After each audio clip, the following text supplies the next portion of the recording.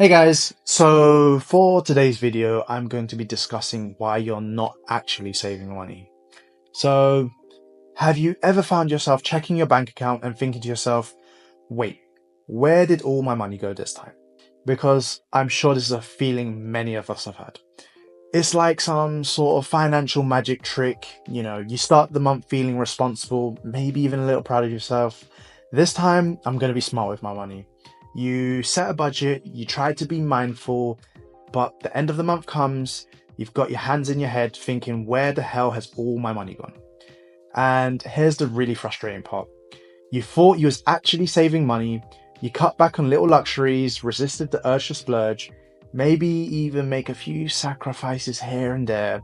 So why does your savings account look like it didn't get the memo? This sounds familiar. Trust me, you're not the only one. A lot of us think we're actually saving money, but in reality, we're just moving around the money, justifying new spending in different ways. You tell yourself, I'm not going to waste money anymore, but the numbers do not lie. So today, let's break down why you aren't actually saving money, and more importantly, what you can do to fix it. Because let's be honest, if you don't get intentional about savings, your money will always find ways to disappear. So let's talk about the trap of false savings.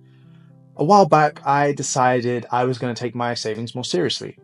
No more morning coffees, fewer takeaways, and I even put myself on a no new clothes rule. At first, I was feeling rather smug about myself. I felt like I was finally winning at adulthood. But the end of the month comes and my saving accounts barely looks any different this time.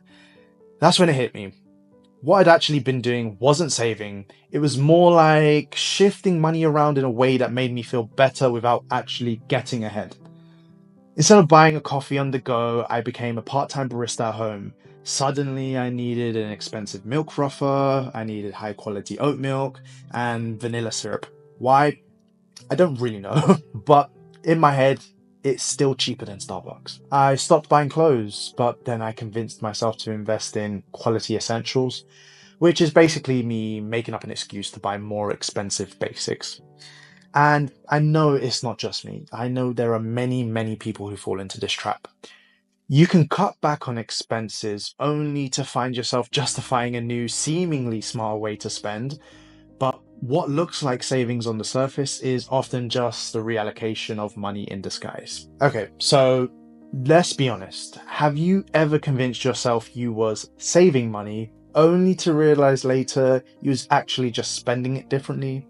Maybe you gave up on Uber Eats thinking, yeah, this is it. No more overpriced takeaways for me. But then you check your grocery bill, it's doubled because you're buying organic everything, a bunch of spices you'll only use once or twice, and the fancy pasta that costs 3 times as much because, I'm cooking from home now, I want to eat a little bit better.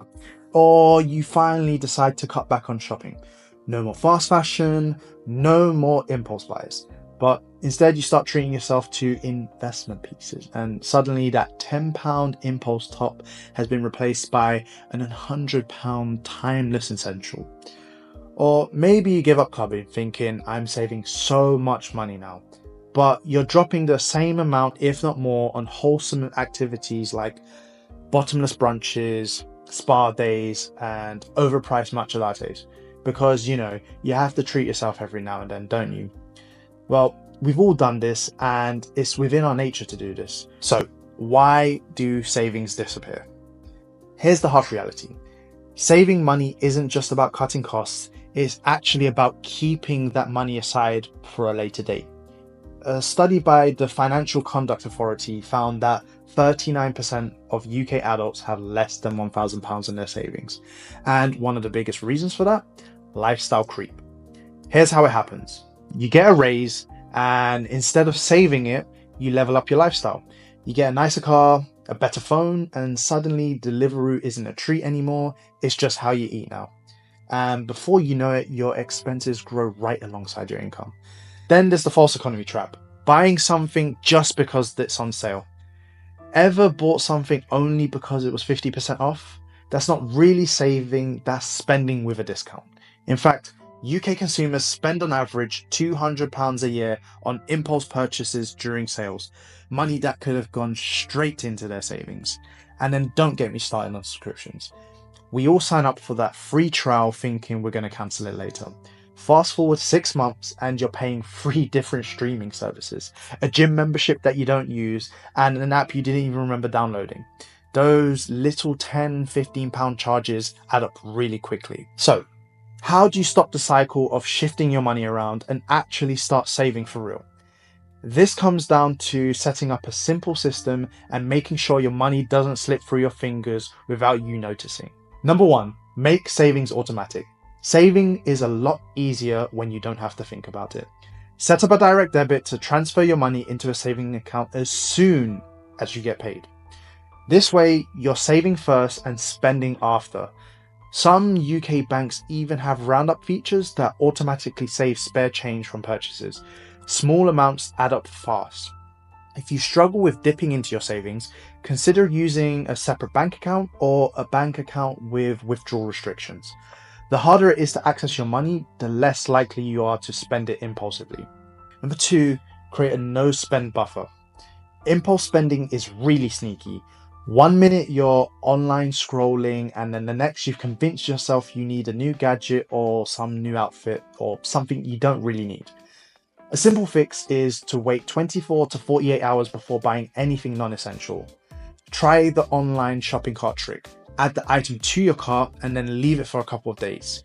If you forget about it, you didn't really need it. And if you still want it, consider matching the cost by putting the same amount into your savings. Number 3, track lifestyle creep.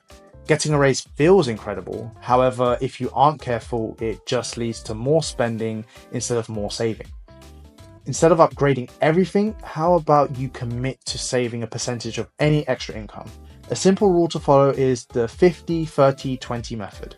50% for needs, 30% for wants, and 20% straight into your savings. If you can, save even more. The key is to decide in advance so your spending doesn't silently grow with your income. Number 4, separate wants from needs. We all think we know the difference between wants and needs until we convince ourselves a £200 coat is an essential winter investment. One way to check yourself is to use the cost per use method. If an item costs £100, will you use it at least 100 times? If not, maybe rethink the purchase. Another trick is the 1 in, 1 out rule. Before buying something new, get rid of something you already own. Maybe try even selling these items on platforms like eBay to make a little extra cash that you can save or put towards a new purchase. This also helps stop mindless spending and makes sure you only buy things that truly add value as you are involved in the investment. Number 5, audit your subscriptions. Subscriptions are a silent money stealer. A streaming service here, a gym membership there, and the random app you forgot about. These things all add up. Go through your bank statement and list every single subscription. Cancel anything you don't use regularly, and for the ones that you do keep, check if you can downgrade or share them. So, it's time to take control. At the end of the day, saving money isn't just about cutting back, it's about being intentional with where your money goes. You work hard for it, so why let it just slip away on things that don't actually add value to your life? Think about this. How much money have you thought you were saving only to realize later it never actually even made it into your savings account? It's time to break that cycle. Small, consistent changes like automatic savings, tracking lifestyle creep, and questioning every purchase can make a massive difference over time. And the best part is you do not need to be extreme. You don't need to live on beans and rice or give up every single thing you enjoy. It's just about being smarter with your spending so that when you do treat yourself, it's with money that's actually yours and not money that you could have used or was meant for your savings. So the next time you're saving, ask yourself, am I actually saving or am I just spending my money differently? If you're not sure, that's a sign to make a change today. Now, I want to hear from you. What was the one thing you thought you were saving money on, but actually wasn't? Drop it in the comments below. I bet we've all made some of the same mistakes. And if you found this helpful, don't forget to like, subscribe, and hit the notification bell so you don't miss the next video. See ya.